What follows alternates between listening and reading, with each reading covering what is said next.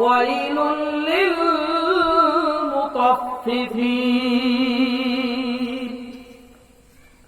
আল্লাহ রাব্বুল আলামিন এই সূরা কারিমা নাযিল করে জানিয়ে দিলেন, হে নবী মুহাম্মদ, আপনি মদিনাবাসীদেরকে জানিয়ে দেন, ও মদিনাবাসীরা, তোমরা যারা মাপের মধ্যে কম বেশি করো, মানুষের পাওনা ঠিক মতন দেও না, তোমরা 2 নাম্বারই করো, তোমরা শুনে রাখো, আল্লাহ রাব্বুল আলামিন তোমাদের জন্য ওয়াইলুন নামক জাহান্নাম রেখে দিয়েছে।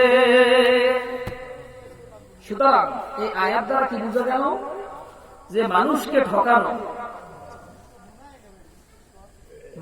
ঠকানো কিংবা মানুষের পাওনা ঠিক মতন আদায় না করলে তাহলে কোথায় যেতে হবে? জাহান্নামে যেতে হবে। এই যে আল্লাহ তাআলা বলে দিয়েছেন যে ওয়াইলুল লিল মুতাফফিফিন, যারা মানুষের পাওনার ক্ষেত্রে কম বেশি করে, যারা মানুষের পাওনা পূর্ণাঙ্গ দেয় না, তারা কোথায় যাবে?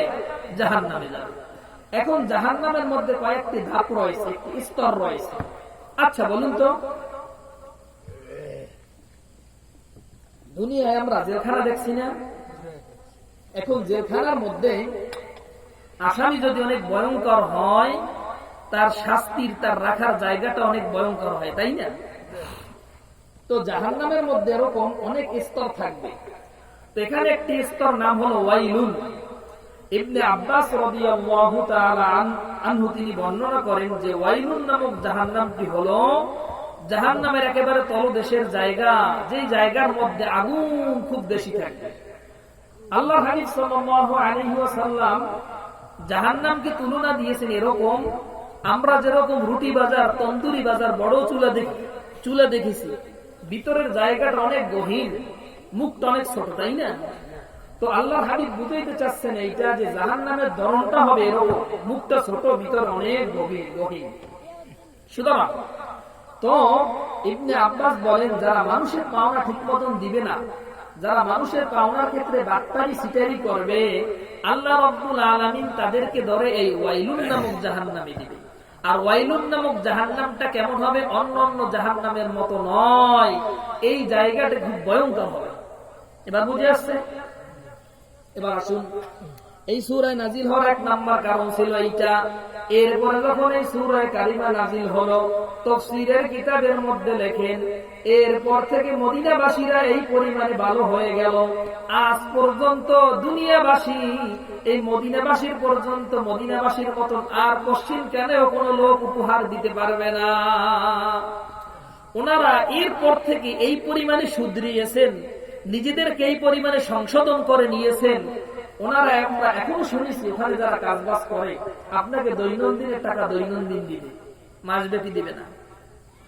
আপনি কাজ করছেন, মদিনায় যারা মদিনাবাসী, তারা এখন আপনাকে লেনদেনের ক্ষেত্রে কোনো 2 নাম্বারই করবে না। আপনি যদি সকালে কাজ করেন, বিকাল হওয়ার সঙ্গে সঙ্গে আপনাকে বেতন দিয়ে দিবে, ওরা কোনো সাইসাই করবে না।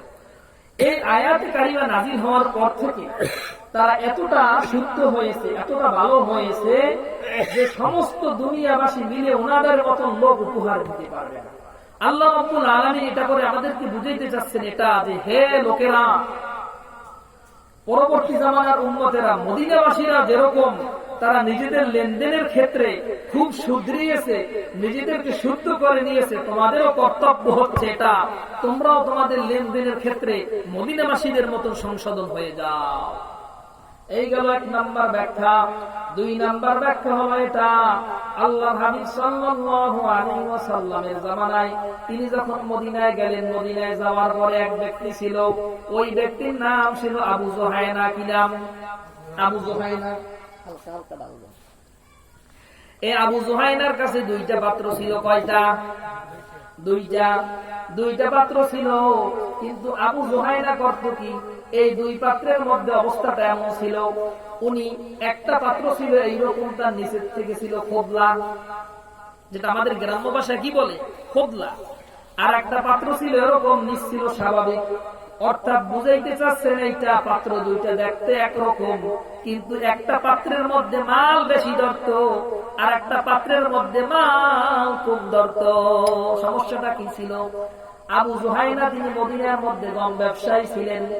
তিনি করতেন কি, মানুষের কাছ থেকে যখন গম ক্রয় করতেন, ওই যেই পাত্রের মধ্যে বেশি ধরে ওইটা দিয়ে ক্রয় করতেন।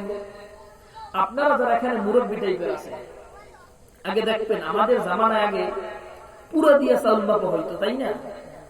তো আর একটু যখন আগে যাবেন, তৎকালীন জামানায় এরকম পালা ছিল না, কি ছিল না, লিটার কেজি এরকম ছিল না, পাত্র দিয়ে মাপত, পুরা দিয়ে মাপত। তো তৎকালীন জামানায় এরকম পাত্র দিয়ে মাপা হতো। তো আবু জুহায়না উনি ছিলেন মদিনার অধিবাসী, ওনার কাছে দুইটা পাত্র ছিল, কিন্তু এক পাত্রের মধ্যে মাল বেশি ধরত, আর এক পাত্রের মধ্যে মাল কম ধরত। সমস্যাটা কি ছিল? সমস্যা ছিল এইটা, উনি যখন মানুষের কাছ থেকে গম ক্রয় করত, ওই যেই পাত্রের মধ্যে গম বেশি ধরে ওইটা দিয়ে ক্রয় করত। আর যখন মানুষের কাছে তিনি গম বিক্রি করতেন, তখন ওই পাত্র দিয়ে দিতেন যেই পাত্রের মধ্যে গম কম ধরে। আচ্ছা বলুন, এখানে সমস্যাটা কি?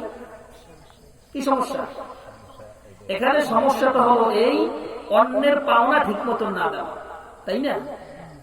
সে আপনার কাছে যেই পরিমাণ অর্থ দিয়েছে, সে পুরো পাত্র গম পাবে, আপনি পুরো পাত্র না দিয়ে বরং 2 নাম্বারই করেছেন। কি করেছেন? 2 নাম্বারই করেছেন। তো আবু জুহায়নার অভ্যাস ছিল এইটা। নবী আকরাম সাল্লাল্লাহু আলাইহি ওয়াসাল্লাম সাহাবায়ে কেরামদেরকে নিয়ে মদিনায় যাওয়ার পরে আবু জুহায়নার বাড়িতে গেলেন, গিয়ে বলতেছেন, ও আবু জুহায়না, সমস্যাটা কি?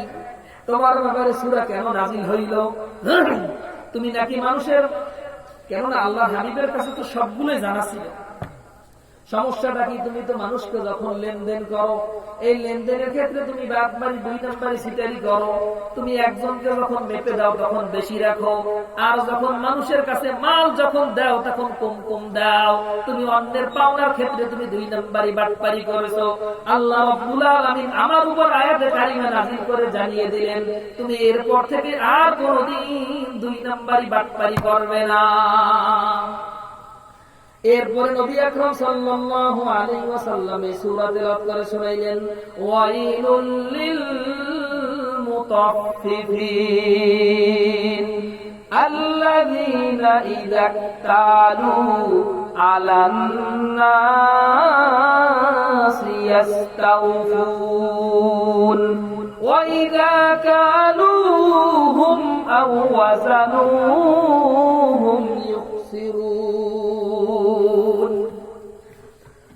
আল্লাহর হাবিব সাল্লাল্লাহু আলাইহি ওয়াসাল্লাম আবু জুহায়নাকে পাঠ করিয়ে শুনাইলেন, ও আবু জুহায়না শোনো, আল্লাহ তাআলা কি নাযিল করেছেন, ওয়াইলুল লিল মুতাফফিফিন, যারা মানুষের পাওনার ক্ষেত্রে কম বেশি করবে, 2 নাম্বারই করবে, মানুষের পাওনা ঠিক মতন দিবে না, অন্যের পাওনা ঠিক মতন দিবে না, অন্যের হক ভালো করিয়া আদায় করবে না। আল্লাহ রাব্বুল আলামিন কাল কিয়ামতের ময়দানে তাদেরকে ওয়াইলুন নামক জাহান্নামে দিবেন। এর পরবর্তী আয়াত হল মুতাফফিফিন কারা? আল্লাযীনা ইযা তালু আলান নাসি ইস্তাওফুন। মুতাফফিফিন হলো তারা যারা মানুষদের কাছে মাল নেওয়ার সময় বেশি বেশি নেয়। ওয়া ইযা কালুহুম আও ওয়াজানুহুম ইউখসিরুন, আর যখন অন্যজনকে মেপে মেপে দেয় তখন কম করে। সুতরাং আবু জুহায়না, তোমার মধ্যে এই খাসলাত আছে, তুমি মানুষকে দেওয়ার সময় কম দাও, নেওয়ার সময় বেশি নাও, মানুষের পাওনা ঠিক মতন আদায় করে দাও না। ও আবু জুহায়না, তুমি শোনো, আজ থেকে তুমি সংশোধন হয়ে যাও। এই সূরা কারিমা নাযিল হওয়ার পরে আবু জুহায়না এবং আবু জুহায়নার মতন আরো যারা 2 নাম্বারি বাটপারি সিরানি করত মদিনার মধ্যে, সব লোকগুলো সংশোধন হয়ে গেল। এই গেল 2 নাম্বার তাফসীর। 3 নাম্বার তাফসীর হলো এটা, যেটা আবু দাউদ শরীফের মধ্যে বর্ণিত রয়েছে। তৎকালীন জামানায় মদিনার মধ্যে অনেক ক্রয় বিক্রয় হতো। কি হইতো? আমাদের বইচাকারা বাজারে যেরকম চাল বিক্রি হয় নৌকায় নৌকায়, তাই না? মদিনার মধ্যে এরকম গমের এক জায়গায় গম বিক্রি হইতো, আর এক জায়গায় জব বিক্রি হইতো, আর এক জায়গায় রুটি বিক্রি হইতো। নবী আকরাম সাল্লাল্লাহু আলাইহি ওয়াসাল্লাম যেহেতু মদিনার রাষ্ট্রনায়ক ছিলেন, তিনি সাহাবায়ে কেরামদেরকে নিয়ে মদিনার মধ্যে ঘুরতেছেন আর দেখতেছেন বেচা কিনা ভালো মতন হয় কিনা। ঘুরতে ঘুরতে বড় একটি গমের স্তূপের কাছে গেলেন, গিয়ে দেখতেছেন বিশাল এক বড় গমের স্তূপ। আল্লাহর হাবিব সাল্লাল্লাহু আলাইহি ওয়াসাল্লাম বলতেছেন, মাশাআল্লাহ, কতই না সুন্দর গম, দেখতেও সুন্দর, সবকিছু সুন্দর। জিবরাইল আলাইহিস সালাতু ওয়াস সালাম সঙ্গে সঙ্গে উপস্থিত হইলেন, বলতেছেন ইয়া রাসূলুল্লাহ ইয়া হাবিবাল্লাহ, আপনি যে গমের স্তূপ দেখিয়া মাশাআল্লাহ বলেছেন, আপনি বিসমিল্লাহ বলিয়া গমের ভিতরে হাত ঢুকাইয়া দেন। আবু দাউদ শরীফের মধ্যে বর্ণিত রয়েছে, আল্লাহর হাবিব যখন বিসমিল্লাহ বলিয়া গমের স্তূপের মধ্যে হাত ঢুকাইয়া দিলেন, দেখতেছেন হাত এখন আর শুকনো নাই, হাত ভিজিয়ে গেছে, হাত ভিজিয়ে গেছে। মূলত বাটপারি কি ছিল? বাটপারি ছিল এইটা, এত বড় গমের স্তূপ, এর মধ্যে যদি কয়েক মণ পানি দেওয়া হয় মানুষ ধরতে পারবে না, আমার ওজনেও বেশি হইবে, ওজনেও কি হইবে? বেশি হইবে। আচ্ছা বলেন তো এটা কি 2 নাম্বারই? এটা কি বাটপারি না ভালো জিনিস? আমরা তো বিশাল কান্তি মনে করি না, মাঝে মধ্যে ছোট করে দেখতাম করলা কাটিয়া সপাত করে বেন্নের সময় পানি, এরপরে কচুর বই কাটতে দাও পানি। আরে বাঙালি। এরপরে আল্লাহর হাবিব সাল্লাল্লাহু আলাইহি ওয়াসাল্লামের যখন হাত ভিজিয়ে গেল, এবার আল্লাহর হাবিব বলতেছেন ও গম বিক্রেতা, সমস্যাটা কি? এই দেখলাম উপর থেকে গমগুলো একেবারে খুব শুকনো, ভিতরে ভিজা, সমস্যাটা কি? তুমি মনে হয় মানুষকে ঠকাইতেছো, মানুষকে 2 নাম্বারি বাটপারি করতেছো। গম বিক্রেতা দেখতে আর তো বাঁচার কোনো উপায় নাই, আমি কোন গমের লুকাইয়া লুকাইয়া পানি দিছি, আল্লাহর হাবিব দরিয়া ফলাইতেছে। এবার গম বিক্রেতা বলতেছেন ইয়া রাসূলুল্লাহ ইয়া হাবিবাল্লাহ, আসাবাতিস সামাউ, গতকালকে মদিনার মধ্যে বৃষ্টি হয়েছিল, এই বৃষ্টি হওয়ার কারণে আমার গম গুলো ভিজে গিয়েছে। রাসূলুল্লাহ বলতেছেন তোমার যে বার্তালি আমি বুঝছি, তুমি মানুষকে গম ঠকাইতেছো। শোনো, যখন গম ভিজিয়ে গেছে তোমার দরকার ছিল গম ভালো করে শুকাইয়ে বাজারে বিক্রি করা। সুতরাং শোনো, মান হামালা আলাইনা সিলাহা ফালাইসা মিন্না, যেই ব্যক্তি মুসলমান হইয়া এরপরে মুসলমানের বিরুদ্ধে অস্ত্র ধরে সে আমাদের অন্তর্ভুক্ত নয়। ওমান গশশানা ফালাইসা মিন্না, যেই ব্যক্তি আরেক মুসলমানদেরকে ধোঁকা দেয় সে আমি নবী মুহাম্মদের অন্তর্ভুক্ত না। বুঝাইছে কি বলছে আল্লাহর হাবিব?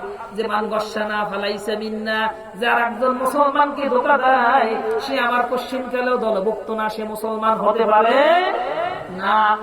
বুঝাইতে চাইছে আল্লাহর হাবিব এইটা, নামাজ যতই পড়ো না কেন, রোজা যতই রাখো না কেন, নামাজ পড়তে পড়তে কপালে দাগ পড়ে যাক না কেন, তাসবিহ টেপতে টেপতে তাসবিহ দানা ছিড়িয়ে যাক না কেন, তুমি যখন আরেকজনকে ধোঁকা দিবে ফালাইসা মিন্না, সে পশ্চিমকালে আমার অন্তর্ভুক্ত হতে পারে না। কয় তাফসীর গেল? 3 তাফসীর গেল। এবার আসুন, এরপরে মানুষের হক কত ভয়ঙ্কর হতে পারে। আমরা তো দুনিয়ার মধ্যে বসবাস করি, আর একজন আর পাওনার ক্ষেত্রে আমাদের কোনো ভ্রুক্ষেপ নাই, বাস মনে চেয়েছে এটাকে নিজের মনে করিয়ে ব্যবহার করা শুরু করছে। মানুষের ভয়ঙ্কর কত, মানুষের পাওনা যে কত ভয়ঙ্কর, এটা এই 2-1টা ঘটনা শুনলে বুঝতে পারে। এই সূরার তাফসীর করতে গিয়া তাফসীরে যখিরাতুল বিল জানানের লেখক তিনি 2টা ঘটনা উল্লেখ করেছেন যে মানুষের পাওনা কত ভয়ঙ্কর।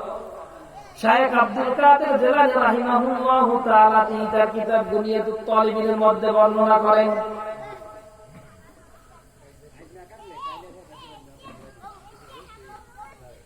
উনি ছিলেন বর্তমান যে ইরাকের বাগদাদের অধিবাসী ছিলেন।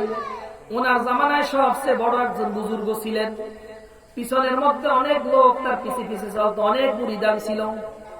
কিন্তু ঘটনাক্রমে এই বুজুর্গ দুনিয়ার থেকে বিদায় নিয়েছে। কি নিয়েছে? ইন্তেকাল হইয়া গেল। স্বপ্নের মধ্যে তার মুরিদানরা দেখতেছেন।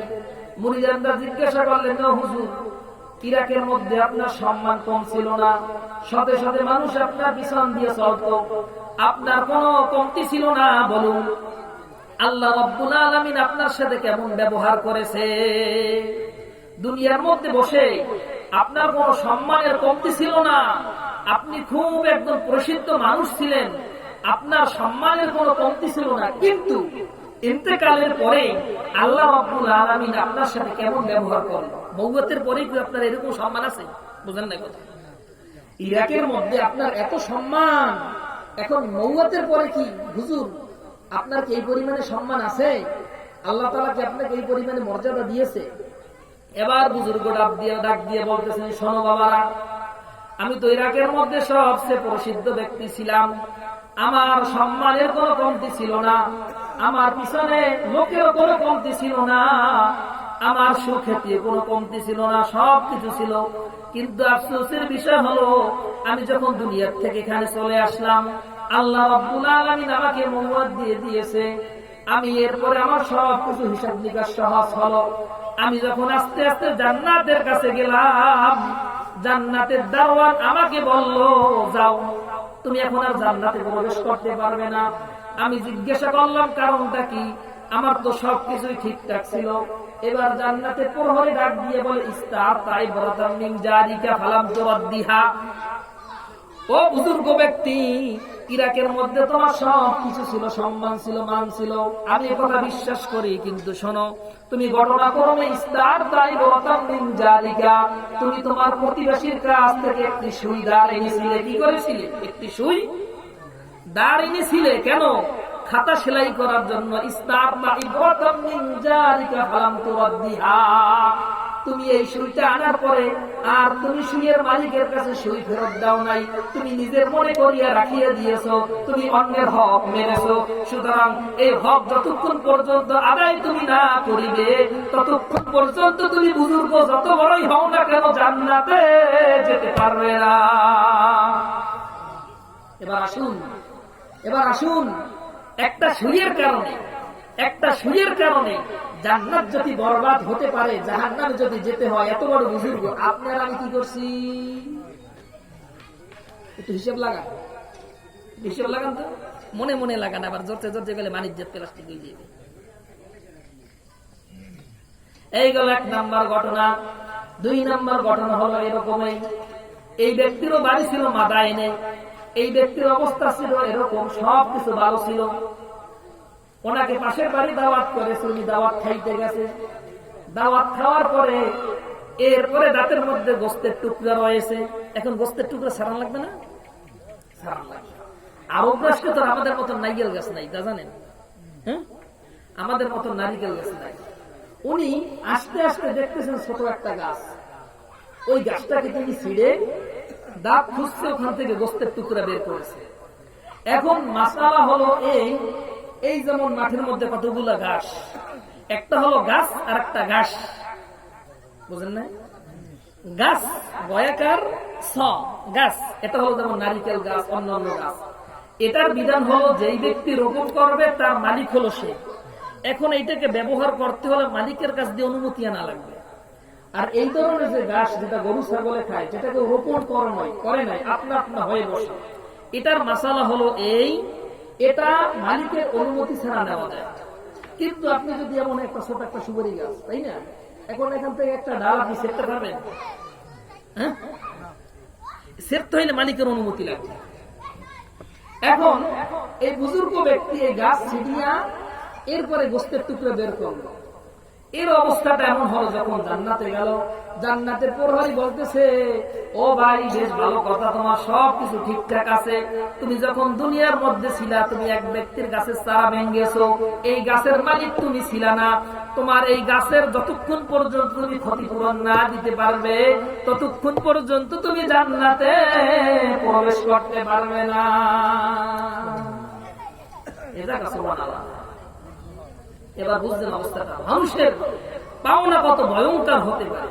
কিন্তু আমি আর আপনি কোনগুলোই তো কোনো খবরই রাখি না, বাস অনেক বিষয় হয়ে যায়, অজান্তে আমাদের এরকম বহুত কিছু হয়ে যায়, আমরা অন্যের হক এভাবে মেরে দিই। তো মানুষের পাওনা সবচেয়ে ভয়ঙ্কর পাওনা। এরপরে আল্লাহ হাবিব সাল্লাল্লাহু আলাইহি ওয়াসাল্লাম আরো বলেন মানুষের পাওনা হকের ক্ষেত্রে। তা এখানে আমি যেটা বলেছিলাম যে আল্লাহর হাবিব সাল্লাল্লাহু আলাইহি ওয়াসাল্লাম মদিনায় যাওয়ার পরে যখন অবস্থাটা দেখলেন যে মানুষকে ঠকানো, তো মানুষের পাওনার ক্ষেত্রে গরিবসি করলে তার ঠিকানা কোথায়? জাহান্নাম। আল্লাহ রাব্বুল আলামিন আরো বলেন, আলা ইয়াযুন্নু উলাইকা আন্নাহুম মাবউসুন লিয়াউমিন আযীম ইয়াওমা ইয়াকুমুন নাসু লিরাব্বিল আলামিন। আল্লাহ রাব্বুল আলামিন ডাক দিয়ে বলতেছেন, ও দুনিয়াবাসীরা তোমরা শোনো, তোমরা যারা এরকম মানুষের পাওনার ক্ষেত্রে গরিবসি করো, মানুষের পাওনা ঠিক মতন আদায় করো না, 2 নাম্বারি করো বা 8 বাড়ি করো, সিটারি করো, নিজের বলিয়া চালিয়ে দাও। শোনো, আলা ইয়াযুন্নু উলাইকা আন্নাহুম মাবউসুন, তোমরা এইরকম যারা যারা করেছো, মানুষের পাওনা দাও না, আইনে নিজের গলিয়ে খাইয়া ফেলাইতেছো, তোমাদের 14 গোষ্ঠী শুদ্ধ আমি আল্লাহ রাব্বুল আলামিন কাল কিয়ামতের ময়দানে উপস্থিত করব। এমন হুজুর কোরআন শরীফে 14 গোষ্ঠী আছে, এই যে আছে আন্নাহুম মাবউসুন, সবগুলো শুদ্ধ উঠাবো। লিয়াউমিন আযীম, এই দিনটা মহান এক দিন হবে। দিনটা কেমন হবে? ওয়ামিকদারুহু 50 আলফা সানা, 50,000 বছর দাঁড়াইয়ে থাকবা। কয় বছর? যারা যারা খাবা, মানুষের টাকা খাবা, পয়সা খাবা, কান্দি খাবা, যা খাবা, 2 নাম্বারি করিয়া যা খাবা, ডাব খাবা, যা খাবা, প্রস্তুত থাকো। লিয়াউমিন আযীম ইয়াউমা ইয়াকুমুন নাসু লিরাব্বিল আলামিন, নেতা সব হওয়ার যে সব হও না কেন, আল্লাহ রাব্বুল আলামিন সবগুলাকে খাড়া করবে। দাঁড়া, কয় বছর দাঁড়া? 50,000 বছর দাঁড়াইয়ে থাক, একটা হিসাব দেওয়া পর্যন্ত সামনে আর অগ্রসর হতে পারবি না।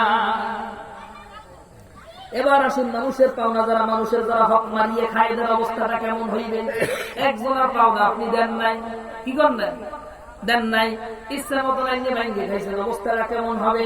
ওয়ান নবী উমামা রাদিয়াল্লাহু তাআলা আনহা আন্না রাসূলুল্লাহ সাল্লাল্লাহু আলাইহি ওয়াসাল্লাম ক্বালা মান ইত্তাকা হাক্কা ইমরাইন মুসলিমিন বিয়ামিনিহি, আল্লাহর হাবিব বলেন, আল্লাহর হাবিব বলেন, যারা একজন মুসলমানের হক মারিয়ে খাইবে, কি করবে?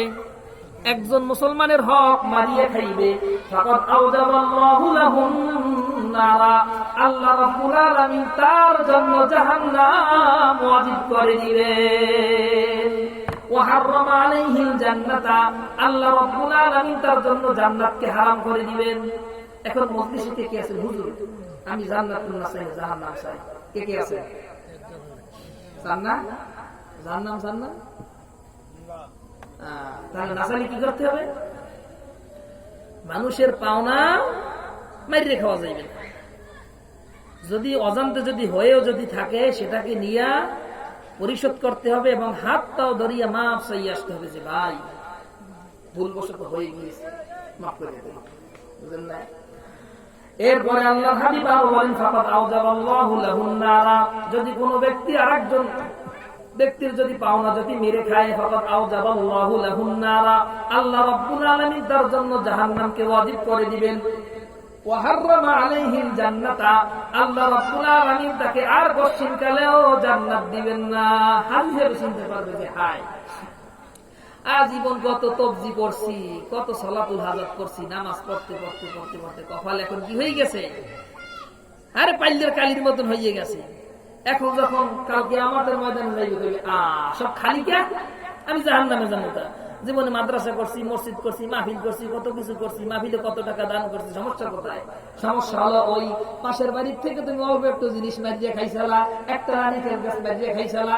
আল্লাহ হাবিব বলেন, এই কারণে এখন তোমার জিন্দেগীর কোনো ভালো কাজ আর কোনো কাজে আসবে না।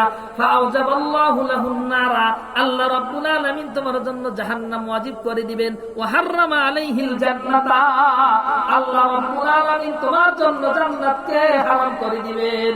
মজলিসের মধ্যে একজন গ্রাম্য সাহাবী ছিলেন, তিনি দাঁড়িয়ে বলতেছেন, ফাকালা লাহু রাজুলুন ইয়া রাসূলুল্লাহ, এক ব্যক্তি দাঁড়িয়ে বলতেছেন, ও আল্লাহর হাবিব, ওয়া ইন কানা শাইআন ইয়াসীরান, আমি যদি আরেকজনের যদি পাওনা যদি খাই, এই বস্তুটা যদি সামান্য যদি বস্তু হয়, ওয়া ইন কানা শাইআন ইয়াসীরান, যদি হালকা বস্তু হয়, এতে কোনো সমস্যা আছে কিনা? বুঝেন নাই? যে খাইছে খাইছে আরেকজনের হক বাড়িয়া একটু ডাব খাইছে, সমস্যা আছে? হালকা না, কয় টাকাই বার দাম। এরপরে ব্যক্তি বললেন, ওয়াইন কানা শাইআন ইয়াসীরান ইয়া রাসূলুল্লাহ, ওগো আল্লাহর হাবিব, আমি যদি আরেকজনের হক মেরে খাই, সেই হকটা যদি সামান্য যদি হয়, কি হয়? সামান্য যদি হয়, আল্লাহর হাবিব ডাক দিয়ে বলেন, ওয়াইন কানা কাযিবাম মিন আরাকিন, ও আমার সাহাবী তুমি শোনো, তুমি যদি আরেকজনের হক যদি মেরে খাও, আর সেটা যদি একেবারে খাজুরের দানা পরিমাণ হোক না কেন, কালকে আমাদের ময়দানে আল্লাহ রাব্বুল আলামিন এই কারণে তোমাকে জাহান্নামে দিবেন। বুঝেন না? মানুষের পাওনা কত ভয়ঙ্কর। এইগুলো 1 নম্বর হাদিস। 2 নম্বর হাদিস হলো আরেকটা, ফান নবী সাল্লাল্লাহু ইবনে আব্দুর রহমান রাদিয়াল্লাহু তাআলা আনহু আন্নাহু কানাত বাইনাহু বাইনা উনাসিন খুসুমা ফি আরদি। আবু সামা রাদিয়াল্লাহু তাআলা আনহু তিনি এবং তার পাশে আর কতগুলো লোক ছিল, এদের মাঝখানে একটি জমি নিয়ে ঝগড়া হয়েছে। কি হয়েছে? এই 1 বিঘা থেকে সর্বোচ্চ। এখন হাদিসের বাক্যাংশ দ্বারা এটা বোঝা যায় যে আবু সালামা জমিনটা মূলত তার ছিল না, জমিনটা ছিল মূলত ওই এলাকাবাসীদের। এখন যখন ঝগড়ায় পতিত হয়েছে, ফাদাখালা আলা আয়েশা রাদিয়াল্লাহু তাআলা আনহা ফাদাকারাহা যালিকা, আবু সালামা তিনি আয়েশা সিদ্দিকা রাদিয়াল্লাহু তাআলা আনহা তখন জীবিত, তার কাছে গিয়েছেন, গিয়ে বলতেছেন, ওগো আল্লাহর হাবিবের স্ত্রী শোনো, আমরা 2 প্রতিপক্ষ মিলে একটা জমিন নিয়ে ঝামেলায় পড়েছি।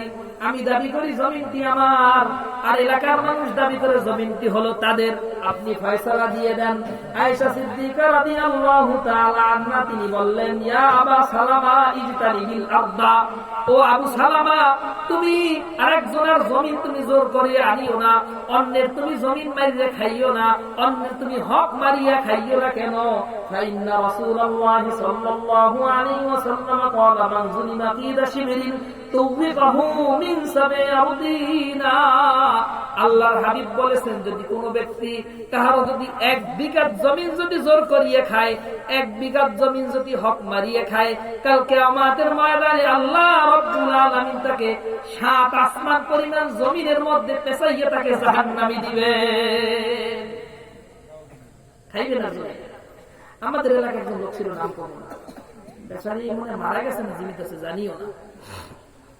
আমার লাগে একবার গেছে ছাগলের ঘাস কাটতে, পাশে হইল তার জমি, এখন বটঠাল কাটিয়া আরেকজনের জমিন, ওই জমিন ওই টকরা ছাইলে ছাইলে সামনের দিকে গাতা, আমার সামনের দিকে গাতা। আমি কেউ কেন? বাঘ একটু বেশি বললে সমস্যা আছে, বাঘ একটু বেশি বললে সমস্যা আছে। আহা, আল্লাহর হাবিব কি বলেছেন? ফাইন যুলিমা কি রাশিদিন, যদি কোন ব্যক্তি 1 বিঘা জমিন যদি জুলুম করিয়া খাও, মানুষের হক মারিয়া খাও, তুমি কাহু মিন সাবিআউদিনা, আল্লাহর হাবিব বলেন 7 আসমান 7 জমিন পর্যন্ত এইরকম একটা তাওয়ার মধ্যে তোমাকে পেছাইয়া এরপরে আল্লাহ রাব্বুল আলামিন জাহান্নামের মধ্যে ফেলাইবার করে। এবার মজা বোঝো, এবার মজা বোঝো। অন্য হাদিসের মধ্যে আল্লাহর হাবিব আরো বলেন, ওয়ান আলী বিন আনিন নবী সাল্লাল্লাহু আলাইহি ওয়াসাল্লাম আন্নাহু ক্বাল লা'নাল্লাহু মান গায়্যারা মানারাল আরদি, আল্লাহ রাব্বুল আলামিন ওই ব্যক্তির উপর লানত করেছেন যেই ব্যক্তি অন্যের জমিনের সীমানা পরিবর্তন করিয়ে দেয়। মানে কেন পরিবর্তন করিয়ে দেয়? ওই যে শুনাইলাম, মানে পরিবর্তন করে এই জন্য যে খুঁটে উঠে একটু সামনে গিয়ে গাড়ি যেন আমার বাগের মধ্যে 1 বিঘা হইলেও যেন বেশি আসে। আল্লাহর হাবিব বলেন, লা'নাল্লাহু মান গায়্যারা মানালাল আরদি, ওই ব্যক্তিকে আল্লাহ রাব্বুল আলামিন লানত দিয়েছেন তথা জাহান্নামে দিবেন। ওই ব্যক্তিকে যেই ব্যক্তি অন্যের জমিনের সীমানা পরিবর্তন করেছে, কেন? লিয়াখুযাহা, সেটাকে গ্রহণ করার জন্য। আই গায়্যারা হুদুদাহা ওয়া মারাসিমিহা লিয়াখুযাহা মা লাইসা লাহু, ওই জিনিসটা তার না, কিন্তু সীমানা কেন পরিবর্তন করছে? যেন আমি দখল করতে পারি। তো সুতরাং মানুষের পাওনা এত বড় ভয়ঙ্কর, এর থেকে আর কোনো ভয়ঙ্কর কোনো বস্তু নেই। আমি আপনাকে মাহফিলের শুরুতে বলেছিলাম যে এটা এমন একটি বস্তু, আপনি যদি চান যে এর থেকে সে আমার থেকে, আমি তার থেকে পাও না, এখন আপনারা এলাকাবাসী সকলে মিলেও যদি মাফ করে দেন, এটা মাফ হবে না। কেন? কেন হবে না? মালিক সে।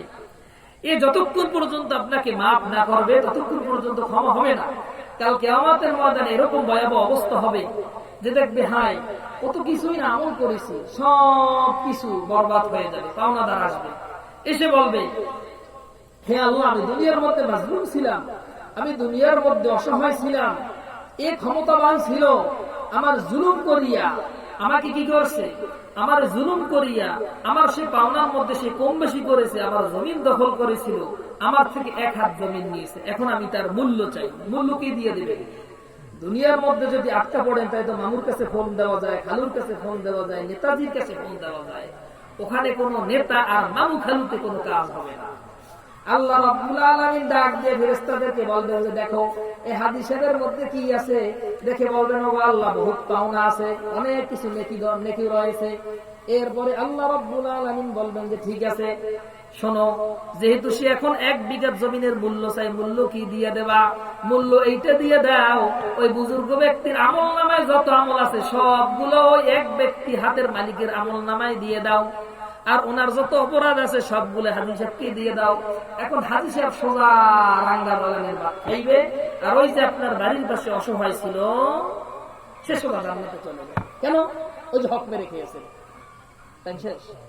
সর্বশেষ একটা বলেছিলাম এই আয়াতের আরেকটি যে ব্যাখ্যা যে ওয়াইলুল লিল মুতাফফিফিন, সেটা হচ্ছে যে এখানে শুধু পাওনার দিকটা বিভিন্ন বস্তুর ক্ষেত্রে হতে পারে।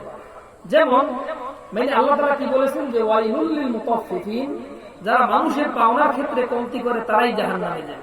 এবার আসুন মানুষের পাওনার ক্ষেত্রে কিভাবে, যারা হকের ক্ষেত্রে কমতি করে। এখন আপনি আপনার প্রতিবেশীর কাছে কিছু হক রয়েছে, আপনি সেখানে তার পাওনা পরিপূর্ণ করলেন না, আপনি জাহান্নামে যাবেন। এরপরে আপনার মা আপনার কাছে কিছু পাওনা, সেখানে আপনি কমতি করলেন, সেটা পুরো করলেন না, সে কারণে আপনি জাহান্নামে যাবেন। আল্লাহ রাব্বুল আলামিন আপনার কাছে পাওনা। এই আয়াতের মাথা হাতে আব্দুল্লাহ ইবনে ওমর রাদিয়াল্লাহু তাআলা আনহু তিনি বর্ণনা করেন যে এক ব্যক্তিকে দেখলেন যে দূর থেকে আসলো, আসার পরে উনি কোন রকম একটু উযু করে মুরগির মতন 2টা সিজদা দিয়ে বাস উঠে গেল। তিনি ডাকলেন যে আসো, লাকাত তাফাক্তা, তুমি তো আল্লাহ রাব্বুল আলামিনের পাওনার ক্ষেত্রে কমতি করেছো, এখানে দরকার ছিল তুমি আল্লাহ রাব্বুল আলামিনকে পূর্ণাঙ্গ সিজদা দিবে, আল্লাহ রাব্বুল আলামিনের পাওনাটাকে তুমি পূর্ণাঙ্গ আদায় করবে, সেটা তুমি না করে তুমি কমতি করেছো। লাকাত তাফাক্তা, তুমি এখানে কমতি করেছো, আল্লাহ রাব্বুল আলামিন তোমাকে জাহান্নামে দিবেন। তোমার প্রতিবেশী তোমার কাছে পাওনা ছিল, তুমি সেই পাওনা দাও নাই। প্রতিবেশীর হক কি? তার ভালো কিছু কামনা করা। কিন্তু আমরা কি করি যে ওনার যে কয়টা মুরগি আছে সব পিড়াইয়ে মারতে হইবে, এরপরে ওনার যদি সিলুক ভালো কোনো পজিশনে যেন না যাইতে পারে, এগুলো চিন্তা ফিকির করতে হবে। এটা হচ্ছে আমাদের হীনমন্যতা। তো এখানে আমি কি করলাম? কমতি করলাম। লাকাত তাফাক্তা, আল্লাহ হাবিব সাল্লাল্লাহু আলাইহি ওয়াসাল্লাম বলেন যে তুমি প্রতিটি ক্ষেত্রে যখন মানুষের পাওনা তুমি পূর্ণাঙ্গ না দিবে, তুমি অন্য কোন ইবাদত বন্দেগী যতই করো না কেন, আল্লাহ রাব্বুল আলামিন তোমার জন্য জাহান্নামকে অবধারিত করে রেখে দিয়েছেন। সুতরাং সর্বশেষ কথা হচ্ছে এটা যে আমরা যেন মানুষের পাওনার ক্ষেত্রে কোনো যেন গরিবসি না করি, কোনো যেন কমতি না করি। যা কিছু আলোচনা করা হলো, আল্লাহ রাব্বুল আলামিন সে অনুযায়ী আমাদেরকে আমল করার তৌফিক দান করুন।